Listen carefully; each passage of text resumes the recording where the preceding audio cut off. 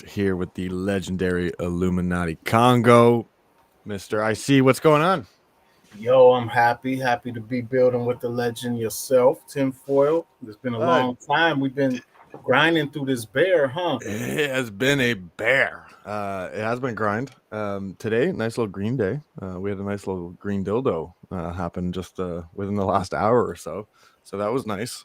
Expecting some more red tomorrow. I was reading a couple trade analysis of it, and guys had actually expected Bitcoin to hit 17.2 before this meeting, and then Jerome Powell speaks tomorrow.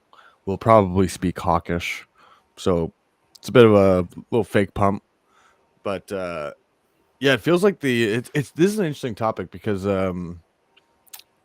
with the market, because we're all so connected with the internet and social media and all this stuff, and now we're getting into like kind of the group investing.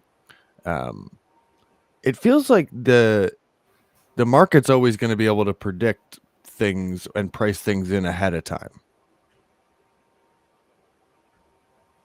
You know what I mean? Yeah. It's. I was thinking about it because uh, there was even a Reddit post talking about how it was a joke post, but it was like everything is priced in. Like no matter what you can name, like it is priced in because the market is kind of like the all seeing eye, especially as how connected we are today. Um, so the idea of people having kind of tips behind the scenes, uh yeah, it's really interesting to think about. How do we uh get those tips? I know, right? I know.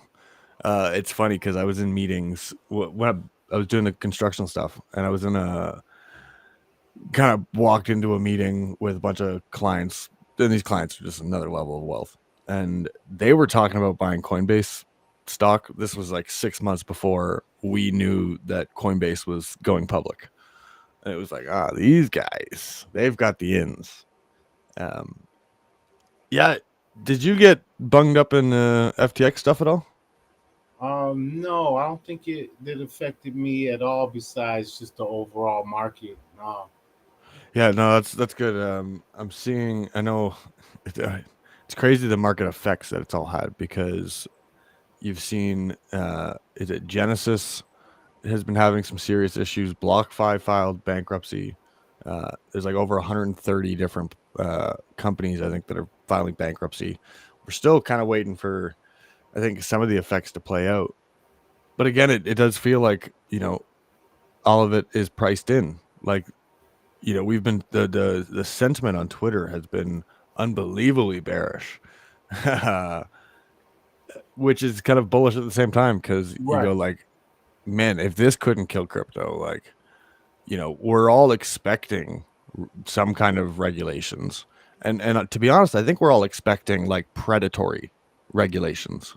hmm Well, the way, yes and no, because the way uh that Sam Bankman that SBF was setting up his law, the bill that they was trying to push, and he just got swatted down. Uh, maybe they'll be using him as the fall guy, but it's just interesting that the he still was trying to push some of those more oppressive uh, regulations in crypto, and so to try to use this situation as another push for more regulations is it's weird to me, but yeah, I understand your point for sure. Yeah, because I think in the end, like we know regulations coming at some point, and again, I think most just because of the people in the positions of power, like in government, aren't the brightest of the bunch. Right. uh it ends up being predatory regulations where and it's just, I mean, most government programs in general, it's always like a lovely idea, and then in practice it's a failure and a half. um yeah, the SPF stuff's been really interesting. This has been a crazy week because you got Bitboy is kind of turning his new hero arc on, where He's one of the guys that I actually watched a lot of when I first got into crypto. Yeah. Um, and I think with any of those like really big influencers, I mean, it's important not to look up to any influencer as a god. Like you have Right. to listen to a lot of them. If you just follow all of Bitboy's calls, I'm sure there was a few that you probably got Jude on. Um, but that, I mean, that's how it goes. Like he's an influencer; he gets paid to do this stuff. But Yeah. to see That. the way him turn and do this hunt down of SBF, this has been funny to watch. Well, that's what's funny to me is that his original branding was like, this Bit Boy superhero thing, and now he's out really trying to do that. Uh, if it's completely real, like I'm always questioning everything. Like at Right. this point, he could be part of the WWF show, but I I fairly trust his sincerity in some of these matters, but just before this, like the crypto heat was on him Mhm. for his some of his actions, and yes, they pale in comparison to what FTX and SBF and some of these other people have been on, but it's just wild how some of that stuff just completely vanished and no one's even thinking about it no more because they've people have been able to find a common enemy and sort of put the other dramas behind. Yeah, you're 100% right. I think, and that's why he's kind of used it as an opportunity. Um, Now, this is a topic on its own because I've seen a few people. I think the crypto community is, I would say, standing back from a political spectrum. I would say the majority of the crypto community is right leaning, and then you have uh, a good chunk of like heavy left leaning people that kind of came in through maybe the NFT culture, the art culture. Um, I've been seeing a lot of those people kind of have these. It's almost like that fucking light bulb moment where to the media, to the people that hated Trump and they hate the right and the fake news statements and all that stuff, to be buried in crypto and know exactly what's going on, and then to see the way the news has handled SBF uh, has really been a light bulb moment for a lot of people, and even for conspiracy guys like us. I mean, it just kind of cements your feet in the ground that much more, where you're like, really? Like I'm watching this play out live now Yeah, in some of in those what we would call our expertise now.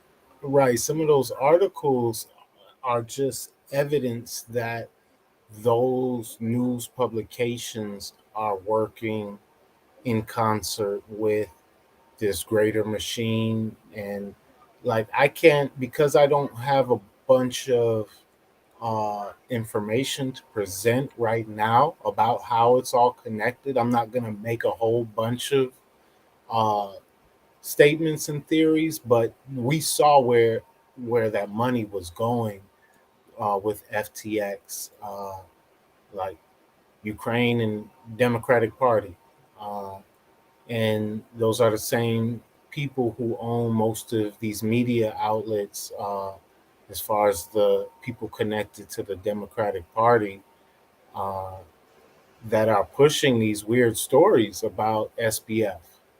And I can't believe that they would even do that. It's like the Onion. Like I really thought it was the Onion or some type of satirical parody articles being made. I did not think those was real articles when I first seen them. No, honestly, well, I think we all expected, because again, I think most of us know that when regulation comes, it's not going to be, for us. Um, so I think when this happened, I think we all expected him to be the face of like, what is a jail sentence going to look like? You know what I mean? Like, what if Coinbase fell? What would Brian Armstrong's fucking deal be? You know, uh, and then to see the spin on the story, like I think again, it goes back to like makes you think about everything. It's like, oh shit, how Well, fast was your rise? How, like that takes us people back dove to into all the connections. yeah, that takes us back to the whole Kyrie and Kanye thing was spun over Mm. those time. Even still till now, it's just like you can watch the media decide what they're going to make as an enemy, and then they can get everybody on their side so quickly, and no one slows down to take a moment to think about it, to investigate other perspectives. People just jumping in to virtue signal pretty much. Yeah, Yeah, no, you're 100% right. Um, I do find it. Yeah, it's just been wild to watch play out. Really, the fact that like, the journalists were watching crypto Twitter, you know, kind of become a bit of a center of attention because I think there's a lot of people sitting outside who go like, okay, that's not the real story. I have crypto friends and they're telling me this guy needs to be fucking put like, in jail for life. right. Yet New York Times is telling me that, he's the next Warren Buffett and just accidentally did this. Oopsies. Um, so yeah, I think people are kind of waking up, and then you've got so many things going on where the Elon Twitter, like the daily user growth that we're seeing on Twitter. You've got Elon, Snowden, you name it. Some of the biggest names on Twitter have been like heavily interacting with crypto Twitter over the last few weeks. Like, to the point that I think most people think that one of the big influencer accounts is a Snowden like alt account. Uh, yeah, so it's cool to see people make this move to Twitter almost for some of this like FTX information. Hmm. And now, And people moving over there just because they're like, oh, this seems like this might be a beacon of free speech now. A lot of these corporations are pulling out; they're getting upset. So I've seen a lot of my anarchist family who wasn't really a part of Twitter before. They're starting to pop in now, like, "Hey, I'm on Twitter again now, guys. Hi." yeah, well, this is being a great topic to be on because uh, the way Elon's kind of been going at Apple the last couple days, that the I fact just that they're looking at removing Twitter from their app store. I just got the Um, update term sent to my phone just now, and I was looking at it, and a lot of it was related to apps and things of that nature. And I didn't have the time to look all the way through it, but I know they try. I know it has something to do with whatever they're trying to prepare themselves for if they need to go to war. so I mean, this is crazy, right? Like you have, and to me, it's so mind blowing that all of this fight is over like it's like the power structure. Like one thing slipped away from the power structure, and that one thing that slipped away, it's like now you just see the war happening to try to get it back and to just shut it down. Um, yeah, the way Elon is being attacked through the news. Again, it goes back to this SBF. Like you're seeing SBF like lauded as like just a kid that accidentally did wrong. Meanwhile, Elon is like they're equating him to Satan in articles. It's like, man, I don't know. It's so clear. Now, how long does it take for this to get to the mainstream person? For the everyday person, how long does it take for the everyday person to make And Twitter their mm, their news source, basically? well, the everyday person, it depends on what that is because you have everyday people who are like they have common sense and logic, and then you have everyday people who are more, they just take whoever's word for it, whoever can be considered the authority or the expert that gives them the best advice. They weren't taught to think logically or to think freely. So, and those are two types of common people. So I think the ones who can think freely for themselves, who are able to, you know, embrace other perspectives than their own, and really like investigating and conversing and considering on other perspectives besides the ones they hold most true. Those people go over there. But as we see, the people who consider themselves woke, consider themselves supporters of the newest virtue thing to support, they're gonna flee, and I don't know, maybe Facebook will be their thing. See, Facebook and Snapchat. this is where it's been interesting to watch because they say they're gonna flee, but I haven't seen any of them leave yet because it's like Oh, continuous tweeting about leaving, every day. And so I think there's a power to that. yeah. Like I do think there's a real power to that because they're not gonna delete the app. There is no deleting. I'm not gonna delete my account. I'm not gonna delete the app. Um, and the big thing that Elon kind of has mentioned in trying to build this new Twitter is like, you know, open sourcing these algorithms, letting people know what algorithm you're in. Like at least let me know that I'm deep into an algorithm, like uh so to me it becomes interesting, like, and I mean, if Elon does it right, and I think he is planning on doing that with video and all this stuff, but it almost it almost acts like a newspaper. Twitter becomes a newspaper again, Mhm. where everybody gets to go for the information, but you can take it whatever way you want. You can be in the woke algorithm that tells you, you know, this side of the story, and then you for once in a while, because it's been quite a long time now, but now you actually get to see the other side of the story Right, which right is that right then and all there. we've been asking for. Just all we've been asking for is for all sides to be represented, and it's so wild that it's such an issue for people for all sides to be represented. It's because they feel there's going to be some inherent bias or unfairness towards whatever Elon is focused on. But why weren't you ever concerned about that prior? It, with the people who were directing Twitter. Mm, It's just the fake outrage and the way people carry on nowadays about these things is, it just shows that anti-bullying culture and all that. I mean, don't get me wrong. I don't like bullies. Well, I don't like. There's no need for that type of thing. But the people have been made soft. People have been made weak. People have been made where they words hurt them. When I was little, Sticks and you know, stones may break my bones, but words would never hurt me.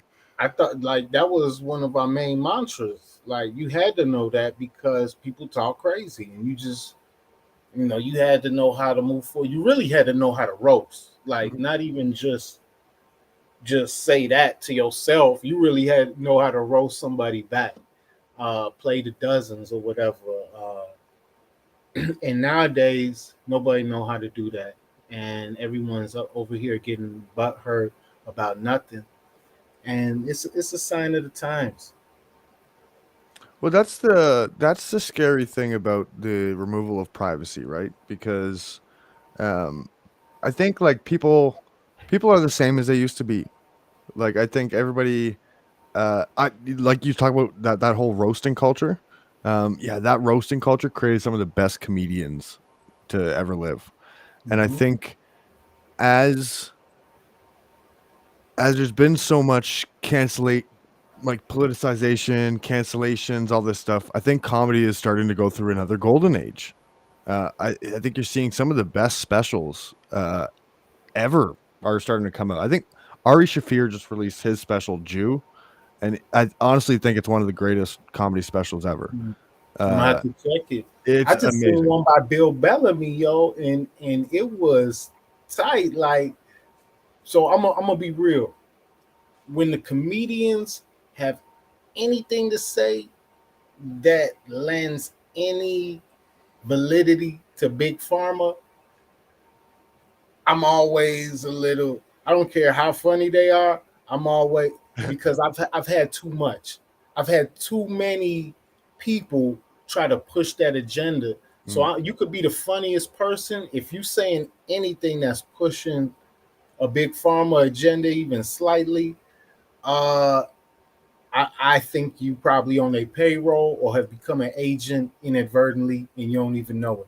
So when I see comedians know how to speak to these topics, it it really matters to me because that's what real comedy is. It's the people Mm. who aren't afraid to go against the masses. And now that the masses have been brainwashed or educated, indoctrinated, whatever you want to call it, into accepting big pharma science, big pharma medical procedures, it really matters to me when there's comedians who are willing to stand up against that huge machine that has a lot of money to cancel anybody who says anything against them. Just like what happened with Kanye recently with Adidas and Yeah. Balenciaga.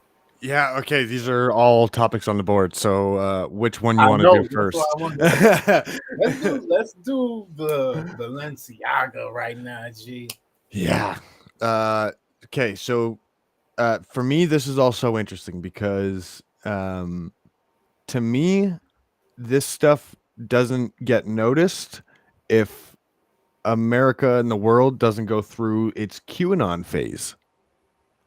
I think that kind of 4 year QAnon phase of the save the children, wake the people up, you know, look for the symbolism. You had some massive influencer accounts that had some of the biggest tweets ever that were just showcasing symbolism that celebrities and shit use or companies use. Uh, then that feeds kind of right into the Epstein stories. So then the Epstein arrest happens, the Maxwell arrest happens, you know, so now there's like a legitimacy to some of the shit that, all those people were kind of digging into. And now you got a whole shit ton of people that are kind of just looking out for this stuff now. Right. And you can't just sneak this shit by us anymore. Remember Microsoft earlier this year, or maybe it was late last year, had tried to do some fucking 3 minute advertisement with Marina Abramovich, who is like the kind of Satanist dinner party girl that works with You're all doing of like them. the Met Gala rituals and Yeah. Uh, and people were like, and it was like basically Twitter raids that were like, yo, what the fuck is this? Are you really trying this now? Um, that reached the point that Microsoft went, okay, yeah, we take down the ad, this and that. So sure enough, you got this same thing kind of happened with Balenciaga. For people watching that don't know, Balenciaga was basically it was pictures of little kids on beds with like the teddy bears were in like bondage, and it's kind of some wild shit where you're like, this is super fucking uncomfortable, and like, why you weird got to use these little. gift bags with blood all in them and little bondage teddy bear stuff in there too that So they then be there was giving out. the bag that was like, I've seen the one picture where the bag's laying on a little court document of pedophilia. It was one of the it's I Yeah. forget what the case was, but it's a big case that was trying to kind of make pedophilia okay. Uh, Hmm. and like that court document, like I I I, I took broadcasting That's and another thing. go ahead, Go Congo. ahead. Oh, see, I was Well, I gonna was say just gonna say that's another. I took broadcasting in college, and like that shit is so everything is so planned out to a T. Where I put my cup in the background, like that is everything is so planned out. Hmm. That had to pass. That Yeah, had to pass checks. yeah. It's not just gonna be sitting there for no reason. In a major publication and a major photo shoot. Nothing of that sort. Yeah, no, it's so interesting. Um, now it's been cool to see that like the obviously the people have the power through social media to like shut down ad campaigns. Balenciaga was very quick to pull that ad campaign and very quick to shift blame on whoever they pay to do their advertising. Um, Nonetheless, this had to pass checks. So now they're suing some company 25 million for creating that ad campaign. Meanwhile, like you name it, dive into Vogue, dive into any of these big magazines. Um, I mean, just when you think about that whole culture alone, like one of the biggest magazines in magazine culture is like your Playboys. Victoria's Secret is obviously a fucking massive part of all of that. And the creator, Les Wexner, is like that dude is depicted as like worse than Epstein by one of Epstein's victims. And like that's the dude that funded like gave him a bunch of funding and you gave him a huge house downtown Manhattan. And it's like, man, this shit is so fucking deep. And especially in that industry. And relating back to the comedians too, I don't give them a pass either when they think they making funny jokes with they little pedo jokes that they make. Mm, Like, see, that's one of the other things that a lot of these comedians they got so much skills, but now that cancel culture is a thing, they're like, okay, well, let me try to push everything. Like people trying to push these edges that if if you really like George Carlin, he he did comedy from a space that I stand for because he was always anti-establishment, anti-oppression, and he's not gonna joke about a thing that could be anywhere close to uh to some type of pedophilia joke. Like mm, that's one thing that some of these comedians they need to get checked for nowadays too. yeah. I have to admit it's been distasteful to see some of my favorite. I'm mentioning it because it's some of my favorites who I never would have thought they would have done. I'm not gonna mention no names. Yeah. You'll hear it in your own when you watching it. No, it's funny you say this because I'm literally just listening to a podcast today. I see Browns boy in the chat here earlier mentioned Owen Benjamin, who I'm a big fan of. But I listened to Sam Tripoli, and he's got a show with Brian Callen called Conspiracy Social Club. So they bring up a conspiracy topic. Callen's not a conspiracy guy, so they just bicker at each other on this topic, and it's fucking awesome. I love their friendship. But yeah, that had came up about they were talking about kind of free speech and all this stuff, and Sam had brought up like look, I fucking hate like pedo jokes and shit like that. Like, he goes, but I'll always stand up for someone's right to say anything. And he goes, but that shit is the worst. Like, you can't think of any easier way to punch down is to make a joke like that.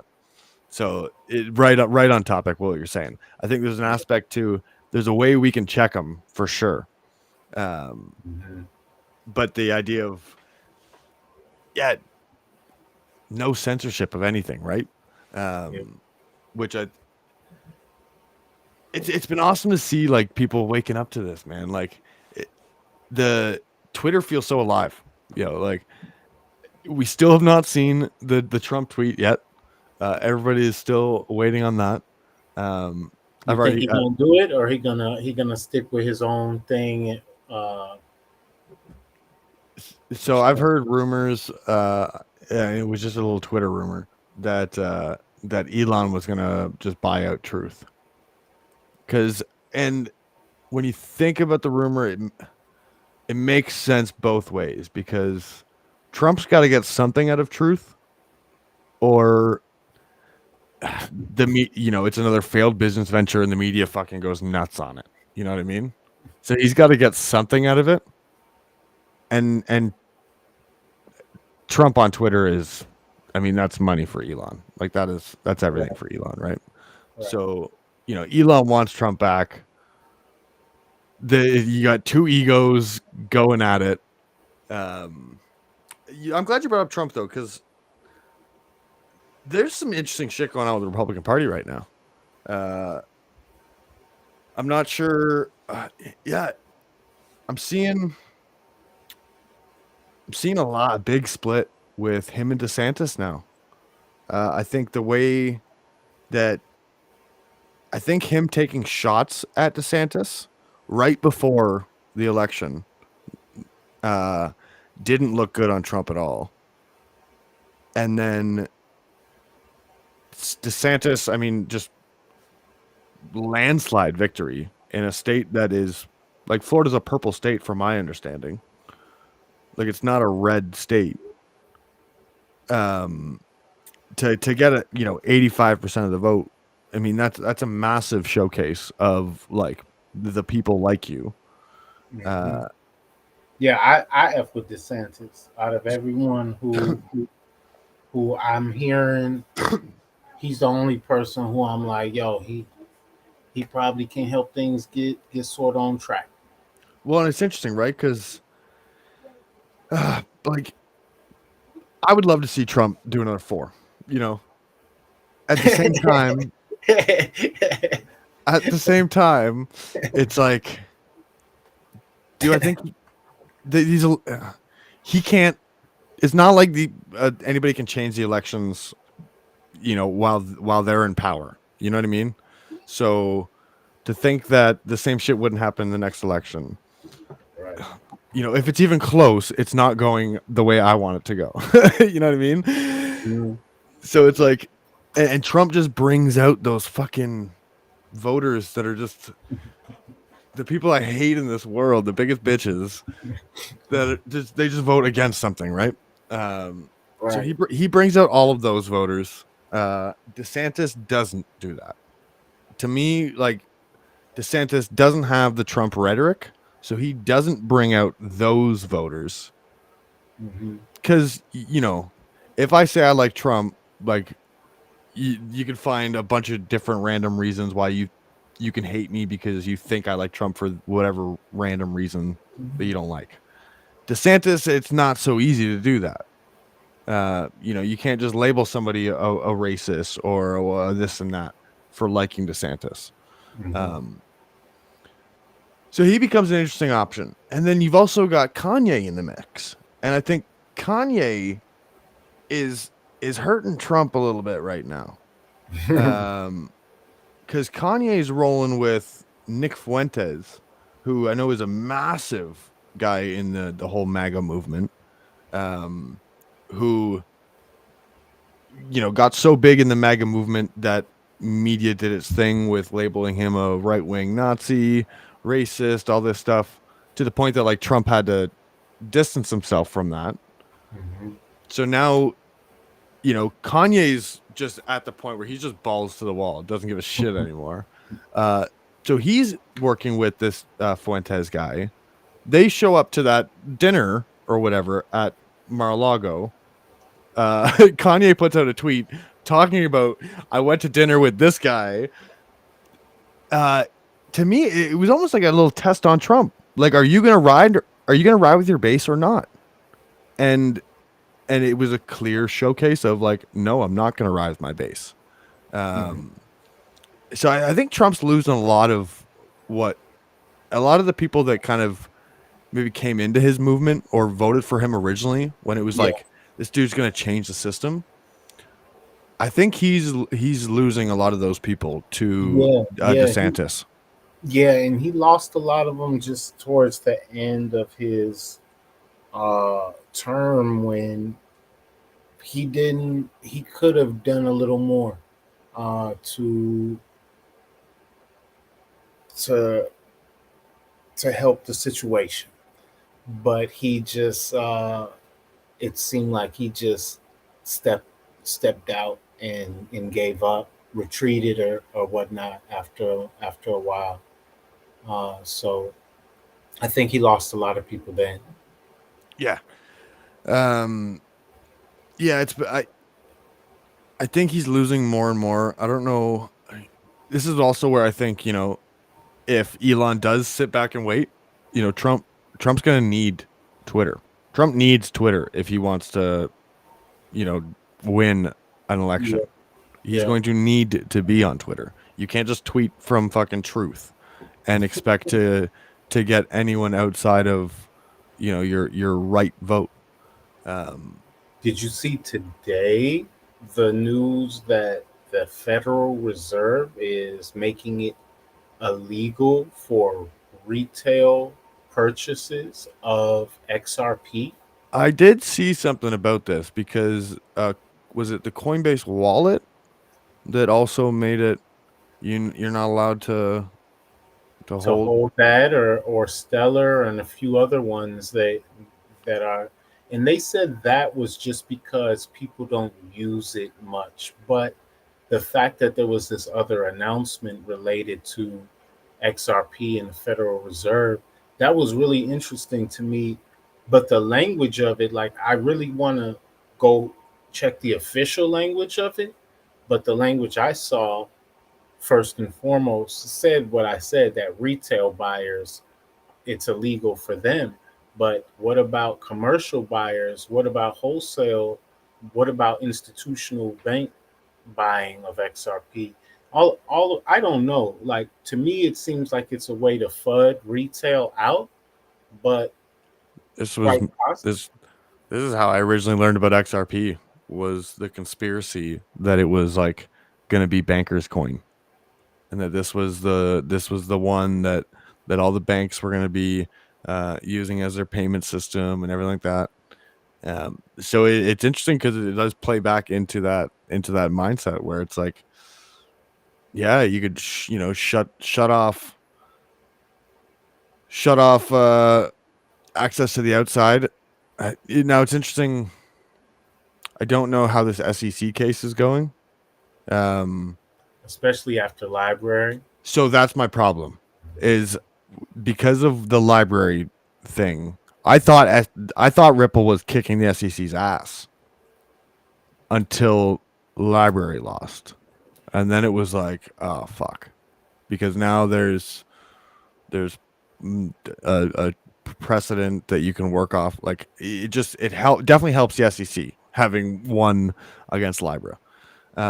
So to part of me thinks that it could be front running bad news, um, maybe, but at the same time, I think crypto's going to be going through a fucking run. I don't see a good situation with the dollars right now in the world. I just don't. China's falling apart. Like Europe's falling apart. I just don't. it- You know, the U.S. dollar strength is off of the debt, which everybody knows they ain't paying at this point. So it's like, well, why the fuck are we using your dollar then? If a strong dollar hurts the rest of the world, uh, yeah, I don't see a bull case for dollars in the world right now. You got every central bank talking about releasing central bank digital currencies or some kind of CBDC pilot program within the next like year. I know Canada, we're expected to have it within the next year, our first CBDC pilot program. So yeah, to me, it could I be know a little bit of front running where you shut off retail, scoop up at the low prices. the way the language was, it seemed like that, but who knows? You never know in these things. I got a little bag of XRP, few XRP NFTs on the XRPL. I'll see what it do, but with this, like, I'm definitely fudded. If they Mm, definitely flooded my bags, I'm a mm, slow up as far mm, as collecting anymore. mm. Yeah, the Phantom news was nice. I've been seeing some of the big influencers starting to mention Phantom, which is good. Might lead us to rising up the rankings here. Andre, I was it Andre that released the article talking about basically what the foundation did with their funds over the last year. Mhm. Um, turns out uh, our boys are fucking hella good traders and farmers. Uh, they essentially played the market perfectly, sold at the top, and they farmed a shit ton during the bull, sold at the top, and now they sit on it's like 400 million phantom, which is like 14% of the supply, which in comparison to other chains and what their foundations hold of their own tokens is like really, really low. Um, and now they got and then they sit on what they said 30-year runway. Um, so that I mean that's awesome, Yeah. especially when you hear that news. It's good to hear that news. It's funny to think that just slight slightly good money management is bullish news after the last couple weeks when we realize a $32 billion company was run by a fucking orgy house. Man. So one thing I keep thinking about now is like proof of work and proof of stake. I keep thinking about like is is the green movement gonna make the proof of stake coins more uh, in use and in the proof of works get regulated out? That would mean like a Bitcoin Th- I think could they're get gonna try regulated, that. or are people who recognize like, okay, well, proof of work means that you actually have to do work for this coin to Mhm. be produced. So is that's a little more solid and decentralized if everyone can contribute to doing this work with just their computer or certain hardware or whatever. I just wonder like what the narrative is there going to be a double narrative down the road in crypto of some people just value proof of work coins, some circles only value proof of stake coins, and Well, so I uh, think this was. I think they're like. I think they already tried this attack on Bitcoin a little bit because uh, and what the attack vector was the fungibility by labeling bitcoins as green bitcoins or not green bitcoins. That's like the Kevin O'Leary's. The Kevin O'Leary's working very closely with the SBFs of the world. right. Those dudes were pushing those regulations. Uh, Now that's not trying to regulate out crypto, but that is a direct attack on the fungibility of Bitcoin because now a dirty Bitcoin is not the same as a green Bitcoin. Yeah. Um, And then so I think who? Right. Then someone becomes the centralized body who determines what's a green Bitcoin and dictates. what's not, and then Bitcoin Yeah, is no yeah. longer decentralized. So this is where I'm like still super Bitcoin maxi because to me, proof of stake is it's just digitizing today's system of more money, more power. The more money you have, the more governance you have. Except now it's on a blockchain, so everybody gets to kind of see what's going on. But in terms of what we just watched with FTX, yeah, maybe it's not a good idea either. Um, we're not. It's almost like everybody expects everybody else to look at the blockchain and stuff. So nobody actually dives into looking at things, and then all of a sudden when things fucking crash, you're like, oh shit, there was so many back doors that we had no idea of. It's like, well, I Mhm. thought you looked at the code. No, I thought you looked at the code. You know what I mean? So to me, proof of stake is more money, more power, just digitized. I do have a problem with that system. Uh, So that's where I'm it has to be done really wisely, sustainably. However, like that's the so I don't know if I have the mental capacity yet, but I'm strengthening my uh, thinking skills to be able to understand which ones are which proof of stake coins are truly set up with tokenomics that can uh, that can thrive in the long term. Yeah, I mean, I think it's all a fucking gamble in the end when it comes to the proof of stake ones. Uh, the proof of work ones, I think, like that's the Bitcoin bull case, right? Is the fact that you know the it takes more than you need more than the energy of a country to take over the network. A China can't take over the network if they tried. You know, it's already reached that point, and then you've got the what I hate is the attack on it's the green energy attack on Bitcoin, where it's like, oh, it's boiling the oceans, and that comes from a lot of within crypto, and it's the bag holders of all the proof of stake tokens that go, oh yeah, my network's green energy, this and that, and it's like, okay, your network didn't get a country to tap a volcano and pull out an energy that we've never used before ever in like human history. We never thought to just use volcanic energy for that. And Well, now I did. I did created that invention when I was a teen, but I just didn't have the resources to fund it. But you're right, though it is a fairly new technology. you know what I mean? So like the idea of it's I think about Canada, like just my country alone, we should be a Bitcoin mecca. Half our country is covered in snow all the time.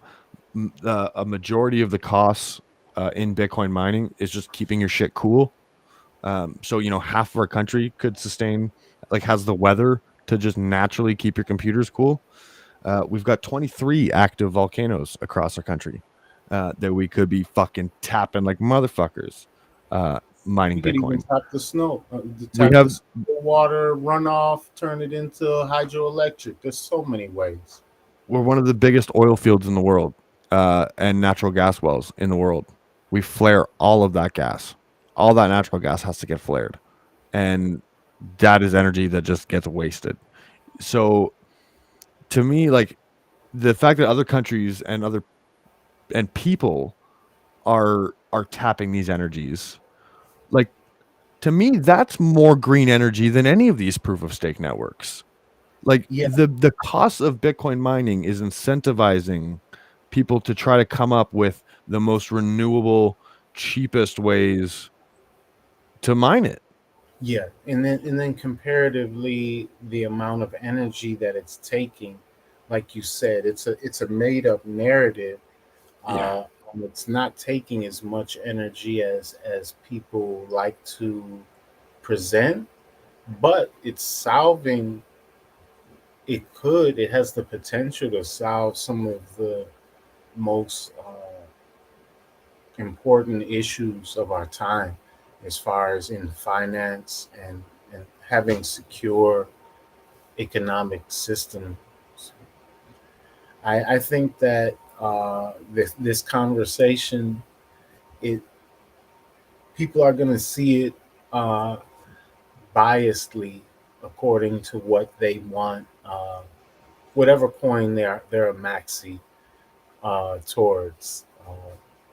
So if you're maxi towards Tezos, you're gonna you're gonna talk about the green coins and how this is one of the greenest networks and how Bitcoin is tapping too much energy. But if you're a Bitcoin maxi, you're gonna see the benefit in the proof of work. Yeah, it's just that's my only issue with a lot of the people in crypto and on these other layers, where it's like the, the attack on it's an attack on Bitcoin, and to me, it's not a rightful attack on Bitcoin. Um, it just plays into this news narrative, and then I go like, yeah, I hate that mentality. Like that's not a raises all ships mentality. And then on the other side of things, when it's like the Bitcoin maxis, like nobody likes the Bitcoin maxis all that much. Now, do I have an understanding where they're coming from more so? Absolutely. Um, but yeah, I don't think it's a good idea to be a maxi anything, especially right now as we've seen just some of the biggest collapses across crypto, whether it be Yeah, Luna, FTX. Uh, God knows what else is going to just fall apart from this because you yeah. could have some other exchanges that fall apart from this, which puts their token to zero. So God knows what plays out from this. Um, I'm but trying it's to keep my interesting. bag as diversified as they could be, man.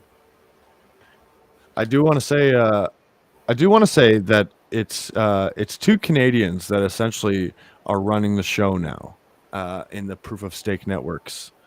Uh, Vitalik, Russian Canadian, Well, okay. CZ, Chinese Canadian.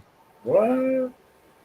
Both Okay. like grew up in Canada from like childhood. I didn't So know that. we're making our name in this space. Yet our government is so fucking far behind. Has no idea any of it's going on. Well, that's the point. That's the point of this, and is us creating our own type of first individual sovereignty, and then type of DAO type of sovereignty or nation state. New type of borderless nations that are people come together and can sort of uh, govern themselves in a new way. And I don't think there's enough people in the crypto space right now that understand that because a lot of them, like you said, they're there, or at least maybe I haven't connected to as many in the space. It's because I am more NFT based in my communities on Twitter. And so when you think about that, if a lot of people who are in NFTs, maybe they got into crypto. I don't know why they first got into crypto, but NFT is slightly uh, there's more degen type of people in the NFT space. Quick flips, people looking for fast money in some type of way. Whereas I think education about and just exploring in our thought like how we can utilize UTC time. That's our own timing, borderless timing that we can use. UTC timing, which we use a lot in crypto. That's what we're coding in as well. Things to the UTC time. Uh, we have our own currencies. You know, this is like we're starting to form some of the basic things that nations have. Now, nations do have their own form of protection and things of that nature. But maybe in this information age, we have ways of checks and balances through media that we can prevent a lot of what would be unlawful behaviors through just being able to capture what's going on. I like to think about how what we're doing is laying a foundation for something greater than just a little quick come ups or even just the changing of a financial system, but more so creating individual sovereignty and then new types of nation states to an extent. Well, yeah, I mean, you get into the idea of like an NFT as a passport. Um, that a DAO buying land in 100 different countries that release NFTs, and that NFT gives you access as a passport to live on the land. Hmm. Like the you definitely do get into this.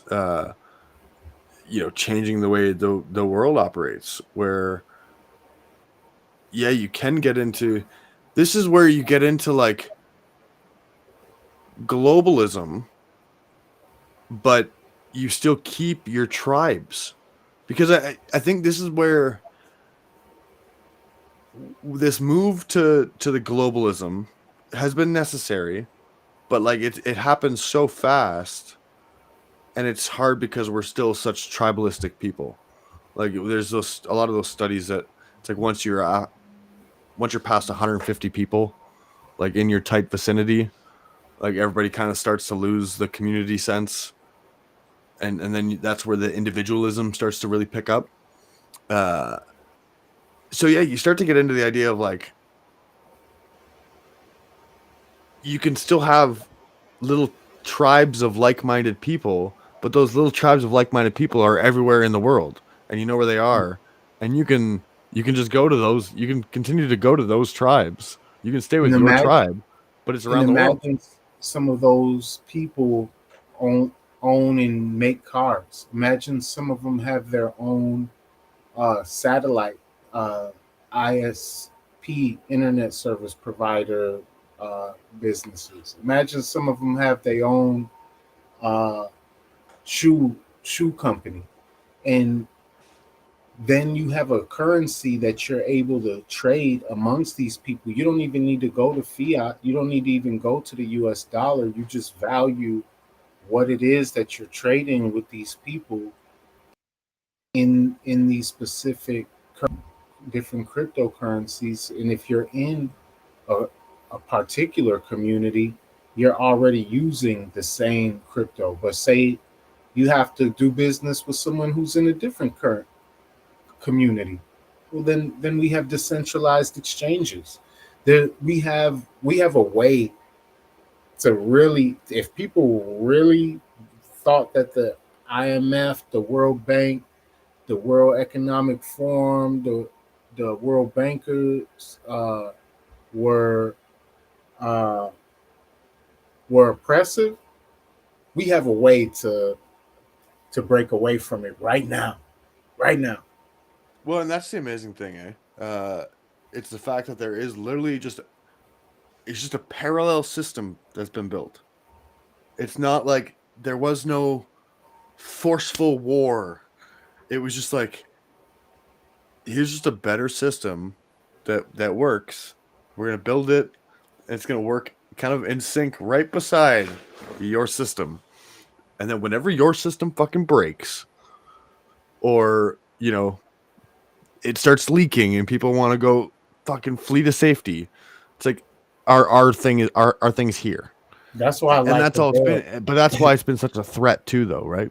Yeah, that's why I like H bar because they got all them them big corporate council members just sitting there. But if that system ever failed, it, it's like it's still Hedera right there with the technology and the community that was already establishing a value in this technology and how it can be used and what it can track and things of that nature. So No, 100%. Yeah, it's gonna be interesting to see it play over the next couple of years. I wish, I wish this crash didn't like. I mean, the timing of it's not great, obviously, because people don't really have that much passive income to be able to put into investing, and then you know, are you going to invest in crypto after hearing all of this news? Yeah, maybe not. Uh, so it's a tough point to onboard people into right now. But I mean, once everybody has a little bit of crypto, then all of a sudden people do start taking things as payment. I know when I took jujitsu classes for a bit.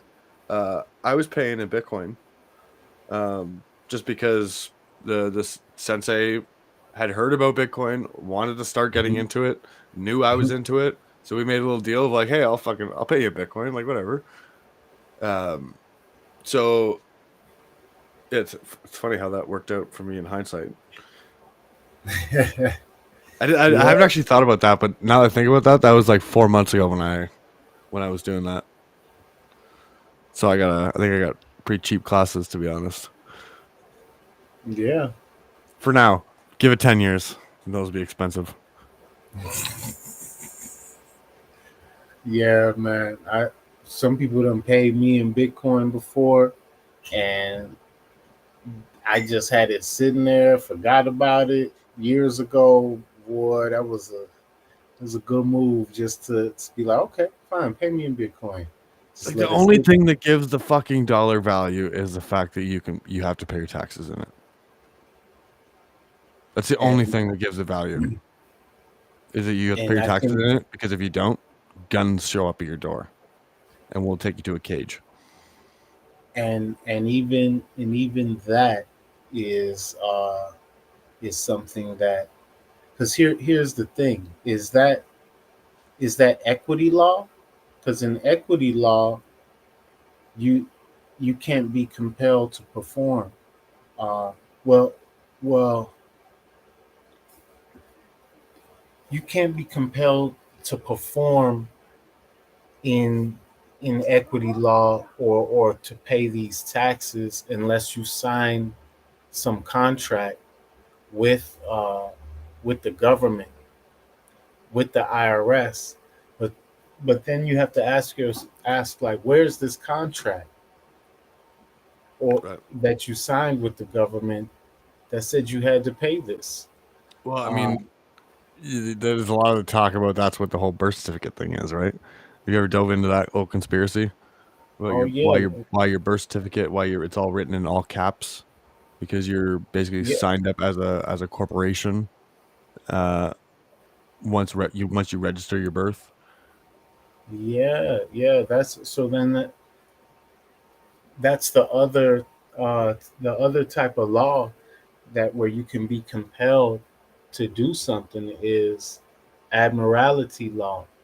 But they can't admit that these courts are operating under admiralty law or the laws of the sea. And so they created a new form of law called statutory jurisdiction. And that's where they link you up with the UCC, the Uniform Commercial Code, and apply that to your straw man, to that birth certificate, that all capital name. They turn people into corporations pretty much, uh, and that's what money is printed out of. Money is printed out of each birth certificate. But you be reading some of these comments, it look like Dude, you these are. comments are fucking killing me. Uh, Bird Dog came in with the nukes don't exist comment. Oh, it's so funny. Uh, Listening, just it reminds me of the podcast earlier that I was listening to, because with the Brian Callen and Sam Tripoli, because he was explaining the structure. He's like, all right, so here's how it works. Like, it starts with royalty. You got like the 13 families. Brian's like, oh, you think the queen has power? He's like, she's kind of got some power. And then he's like, oh wait, no, actually, we gotta go back to the, it's the entities. It's the entities first. And then, you know, it's just there's so many rabbit holes that you can go down. Um, to me, And like, I love these conversations, because it it's impossible for anybody to have all the knowledge on something, right? Like, there's just so much to know. well, uh you can. There's infinite to explore in every single point of creation. So anywhere you got stuck and wanted to explore, you could find an infinite rabbit hole there. So there's infinite rabbit holes, and then the distance of each rabbit hole is infinite. So, but all of that is one. All of it is one. And and so if you could go to the one, maybe you it makes it easier to explore all these rabbit holes. But if you get stuck in just one of the rabbit holes, is it still, can you still see the one? It's it's just a consideration. I love it. Well, Congo, let's see. Was there any other topics that I had on my little list?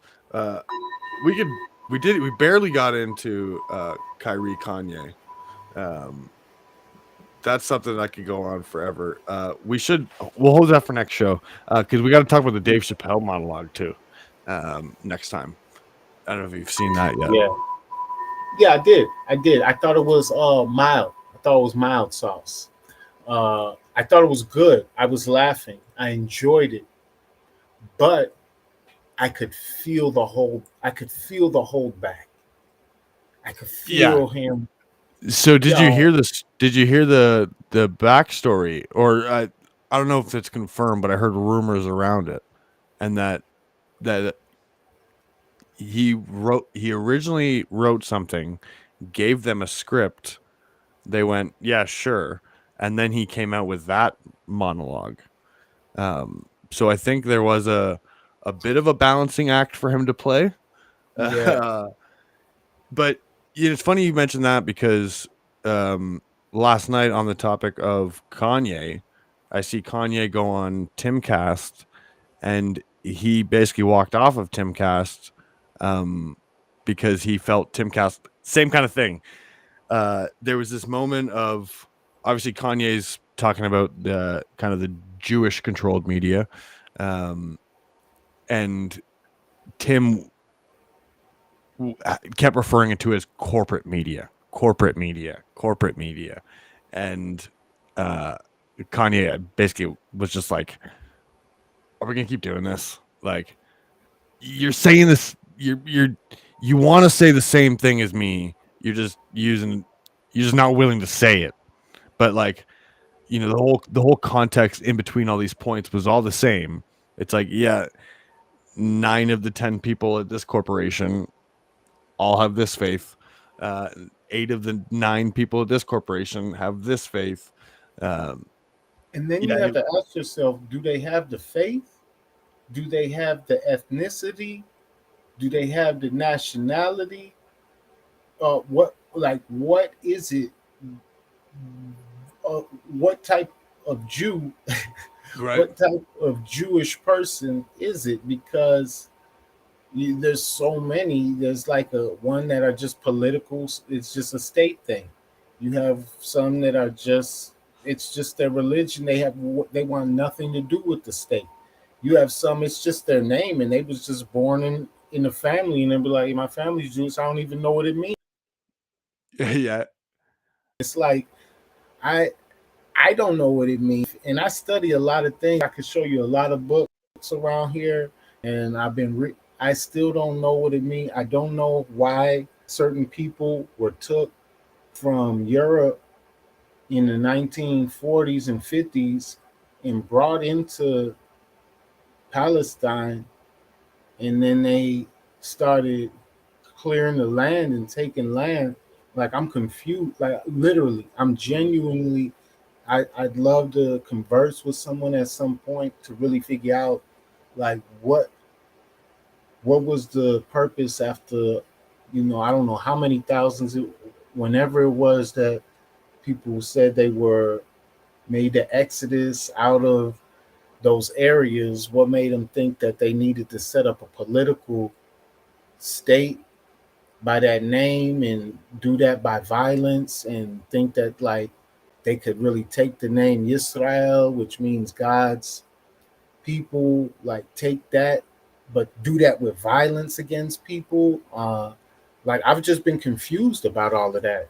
well, that's where it's so confusing for me too. Like, because yeah, again, I'm not Jewish, so I don't really know a whole lot about the religion. But then I've being a conspiracy guy, I haven't read stuff. Um, I've read that that a lot of the Jewish people today aren't studying the same Jewish philosophies that were studied back in the day, um, and that there was kind of like a bait and switch at some point in time. Um, so then and now you have this kind of weird state. Yeah, it's a weird thing. Uh, It is. It's weird to me. it's And I and believe me, I love all people. I love to sit, blaze, chalice, eat, have conversations, consider all types of points of view and ways of life. But I'm just I've been confused for a long time of what the difference like between the religion, the state, the culture, the ethnicity, the race. Like I've heard people say Jewish race. Like what it that is it a race or is it a Right. nation? A is it a spiritual thing? Is like Congo, I'm you're gonna fucking be dying watching. You got to watch Jew by Ari Shafir. Uh, dude, he goes on all these is topics. that It's gonna give so me some? fucking It's funny. gonna give me some clarity. It's so funny. Yeah, it's funny because he talks on all these topics because that is it's not like this is a question that is just coming up. This is there's a reason that Jewish people hate this conversation, and that it's these conversations that led into the Holocaust. So I totally understand it from a Jewish person's perspective, where it's like you don't Mhm, want this rhetoric being the rhetoric. You've seen this before. History is mhm, cyclical. At the same right. time, you can't just say everything is anti-Semitic when just because you say the word Jewish. Like just because I say the word Jewish is not anti-Semitic. Right. So And, there has been moments of what Kanye said and what a lot of these guys have said that there's nothing wrong about what they've said. It's you know, just in Semite comes from Shem, Shem in the Bible, and the the Ethiopic language, one of the languages I practice and learn and pray in, is a Semitic language. And you go to Ethiopia, you find the Falasha or the Beta Israel, which have been Jewish people living there. And I'm not even gonna say Jewish because the ish, I don't even know where that come from. I That's another thing. I don't know what an ish is. Like ish means like something. It's like right. orangish, bluish. So it's Judah.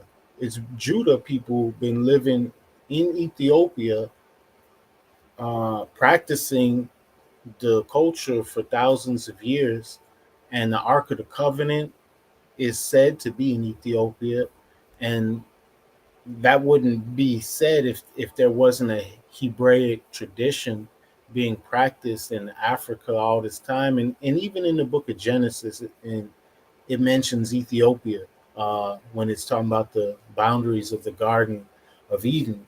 So you can't dismiss when Kanye or Kodak Black or Kendrick Lamar says they're Hebrew Israelite. Hmm. There there is evidences that one could point to that says yes, there could be truth. There could be much truth to this. Well, so Ethiopia is so fucking interesting to me because it just plays such a big role, obviously, in like most of these like biblical times. The fact that the Book of Enoch, that's where it still kind of has prevalence in Christianity in Ethiopia. I just watched a video the other day that kind of blew my mind because I got into Nipsey Hussle a little bit. I've been kind of just like been educating myself a lot about like history of in hip hop and like just the rise of hip hop and just all these different industry players and stuff like that. Um, and I've been just doing some research on Nipsey, and I was watching a video the other day that was talking about it was Snoop Dogg actually, talking about Nip being his brother and whatnot. That Nip was related, like part of the bloodline of Haile Selassie, yes. the Say that name again. Rastafari. Haile Selassie, Rastafari. Yeah. So, and this is is this basically like the I'm not gonna say the god or the leader of the Rastafarian, but like Oh, he is my God. I'll never deny Haile Selassie as being the Almighty, uh, Almighty Supreme. But it's not for all people to know. It's like if you're called and like, yo, something is calling me to know about Haile Selassie and all about this stuff, then you're gonna learn. And when you do, you'll probably end up seeing a similar view if you're called to Rasta. But it's not something I would ever, I would never tell nobody, to Wow. that you need to know Rastafari as God. But I'll tell you, as a Rastafari brethren, I know him as the Almighty Christ, the Supreme Father, as the King of all kings. So from white dude's perspective over here, I've always known the Rasta heavy in like Jamaica, basically. Like the So, Jamaica, the islands, like that area. But when I hear that it comes from Ethiopia, I, you know, what's the history on that story? so of course you know that there are, when we talk about Ethiopia, one, black people in the Americas and the Jamaicas have ancestral connection to Africa, also Right. ancestral connection to those lands as well. It's the melanated seed has been everywhere across the whole planet since the beginning of time. But in Ethiopia, uh, the connection is in many ways. There was a brethren in Jamaica named Leonard P. Howell, and he went to he heard that Haile Selassie or Rastafari would be crowned king, and Marcus Garvey had been saying, who was from Jamaica, had been saying, look to the east, look to Africa for the crowning of a black king. And this was like a Mm. prophecy related to Christ. But then in the Bible, it also said that there would be a King of Kings and a Lord of Lords that would come in a conquering lion of the tribe of Judah. And that this would be the return of Jesus Christ, that he would be the King of Kings. And Yeah, so because when Selassie I, is also part of the Solomon bloodline. he traces his lineage to Solomon and Sheba and David, Right. according to the tradition. And so when he came, Leonard P. Howe wanted to be there. He got these pictures of His Majesty. He came back and he started telling the story, passing the pictures around and saying that this is him. This is that king that people have been prophesying about. And then a couple years later, Mussolini wanted to attack Ethiopia because they lost bad in the Battle of Adwa in the 1890s. And this they lost. They had guns. Italy had guns, bombs, all types of stuff. We had sheer shields and spears, and we still was able to chase the Vatican and Rome up out of Ethiopia. But then they wanted to come back again, and little bitch ass Pope blessed the bombs and the mustard gas Mm. that was leaving to that was outlawed. It was outlawed to be used in war, but he went and blessed it. And Mussolini and them tried to take over Ethiopia. Selassie fought for 2 days straight on the anti-aircraft gun, shooting planes out the sky. But they they was overpowered. It's Ethiopia and that's Italy. Ethiopia Mm. is trying to come into the modern era. That's what Selassie's whole goal was. That's why he joined the League of Nations, because he foresaw what was going to happen. And so the Parliament of Ethiopia was like, we can't have you fighting on this battlefield no more. You need to go to the League of Nations and represent our cause. So he went to the League of Nations, and then he went in and he spoke. But at first, there was all this jeering, like a lot of cheering and booing, like both going on. This was the first time a head of state had ever addressed the League of Nations. They never happened. They tried to tell him, don't do it, don't do it.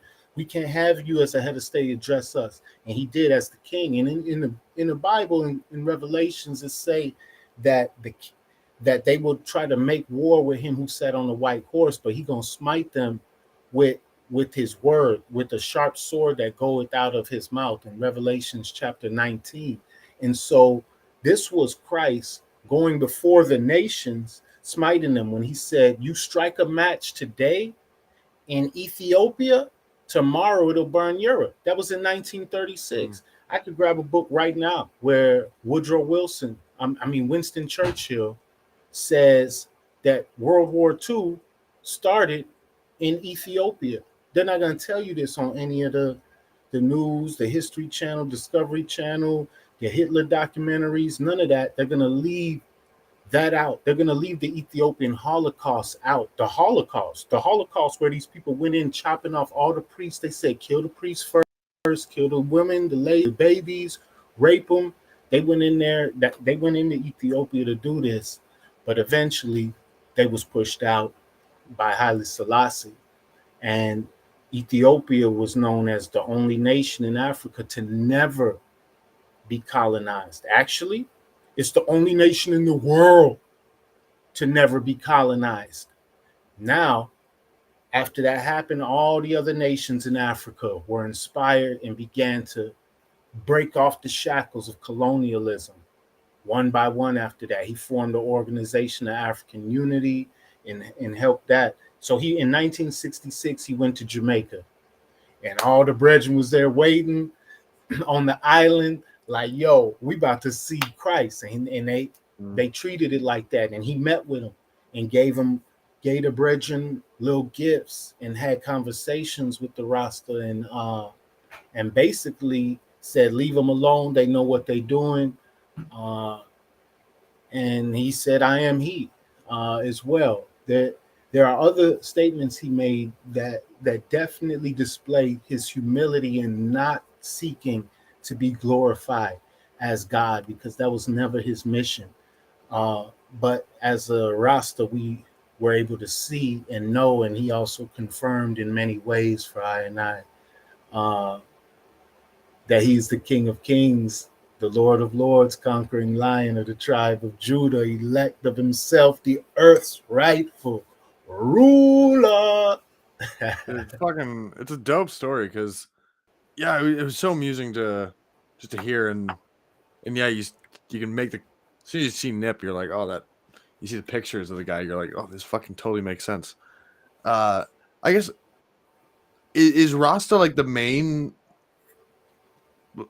like religious belief in Ethiopia? No, Rasta isn't a belief in Ethiopia. It's Orthodox Christianity called Tiwahido. Right. Tiwahido. And Haile Selassie is Tiwahido. He worshiped Christ, just like Christ worshiped God. And it's it's so that because he's not trying to take the glory unto himself. That was never what it's about. So he was a perfect. He's a defender of the faith, of the ancient faith. This Ethiopian church, it goes to the time of 200 years after Christ was on the Right. planet. So it's the most ancient Christian nation that exists to this day since that time.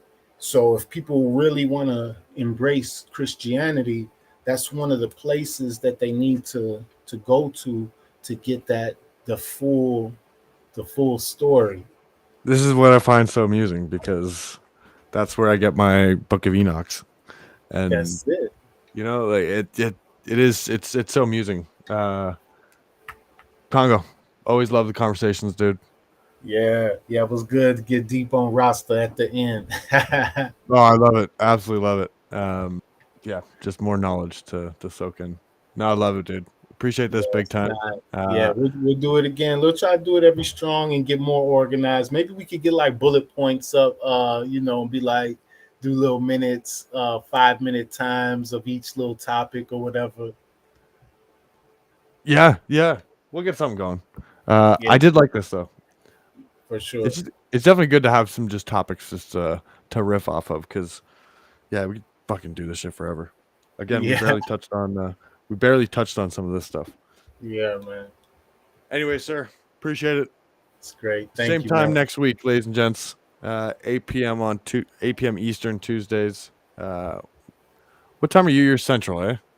Or I guess Yeah, no, it's 8 p.m. Central that's Tuesdays. right. That's right. 9 p.m. Eastern.